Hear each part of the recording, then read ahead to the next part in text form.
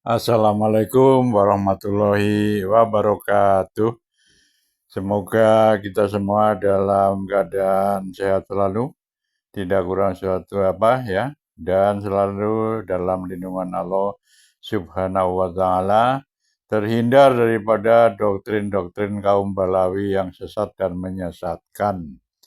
Saudara, di video kali ini saya mendapatkan video juga dari teman ya, dirimi video dari teman yang dimana ceramah Kiai Haji Imaduddin Usman Al-Bantani, beliau mengatakan bahwa ceramahnya kaum Balawi itu seperti anjing gila ya. Ya ada benarnya juga, sebab ceramah yang dibawakan oleh Habib-habib imigran Yaman ini ya paling-paling berisikan hujatan, caci maki, adu domba, fitnah, ya, penghinaan terhadap pribumi, penghinaan terhadap kiai-kiai pribumi, terus mulut kotor, terus kebun binatang keluar semua itu.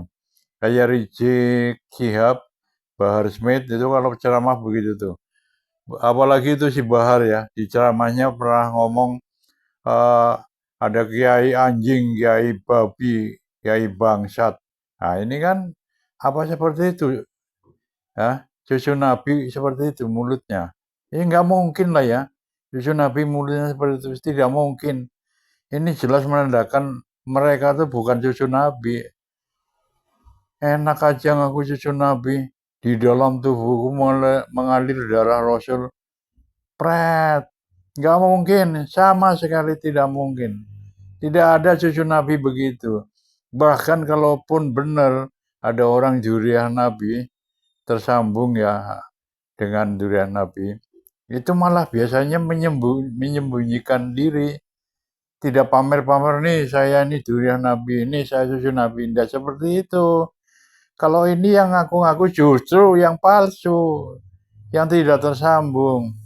Makanya gak heran ya kalau Kiai Haji Imaduddin Usman Al-Bantani mengatakan bahwa ceramahnya kaum Belawi itu kayak anjing gila. Ya benar, seperti itu. Yang keluar adalah kata-kata kotor semua ya.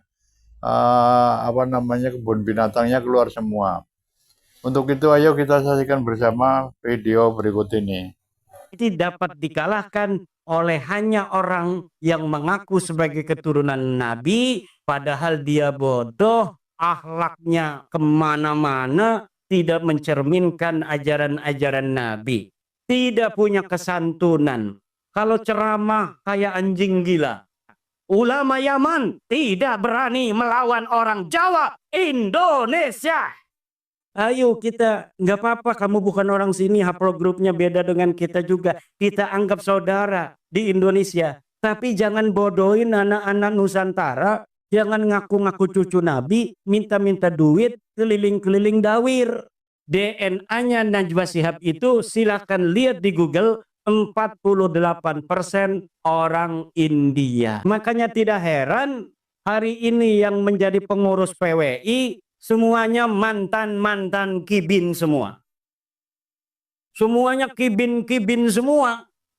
Yang sekarang jadi pengurus-pengurus PWI.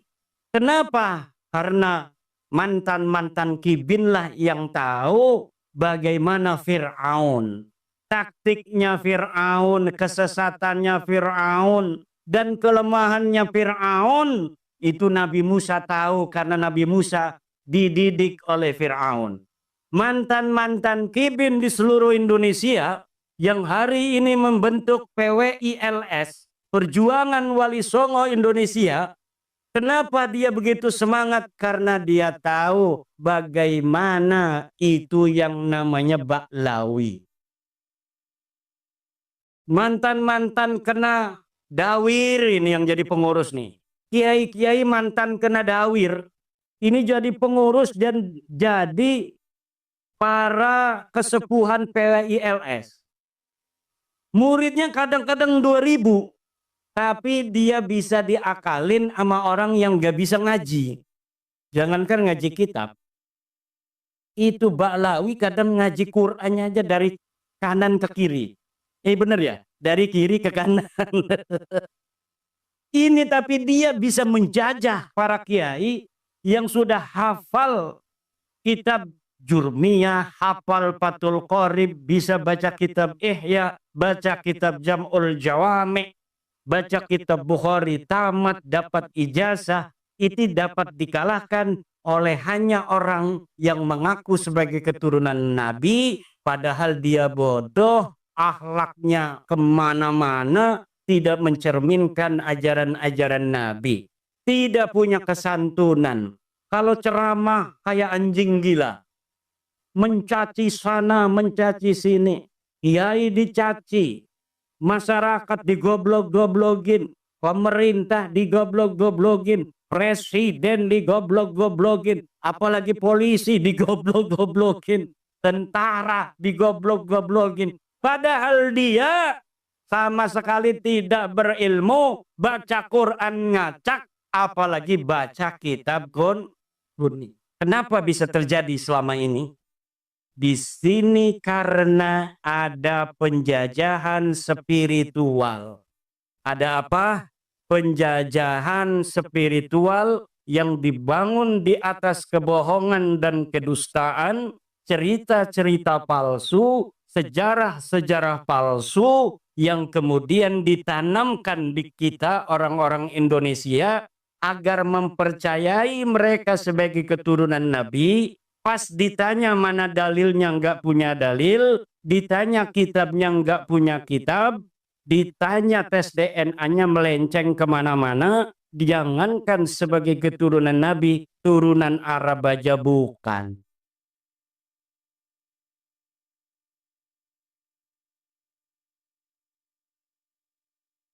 Ini tepuk tangan maksudnya apa, Kiai?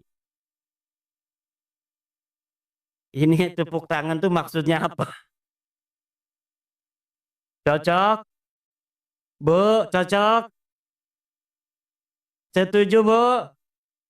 Habib bukan turunan Nabi, setuju? Sebelah sini, Habib bukan turunan Nabi, setuju?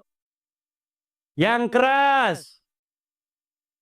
Saksikan, udah 2 kali menyaksikan orang Purbalingga sudah bersaksi.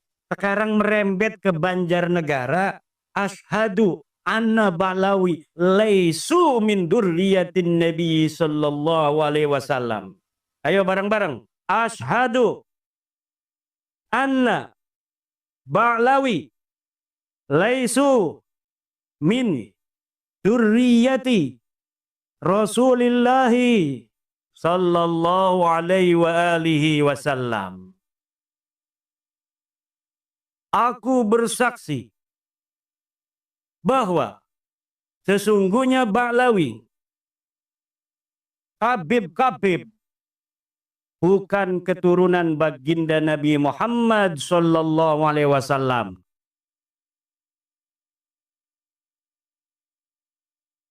Dan ini bisa dipertanggungjawabkan secara ilmiah, zahiran wa batinan, dunia wa ukhra. Di dunia dan di akhirat. Kenapa? Karena ini berbasis metodologis, epistemologis yang jelas. Dari kitab nasab yang sudah ditulis para kiai, para ulama masa lalu. Dari mulai abad ke-3 Hijriah sudah ada kitab nasab. Abad ke-4 Hijriah sudah ada kitab nasab. Keturunan Nabi semuanya itu dicatat, Bu. Rapi pencatatannya dari masa lalu.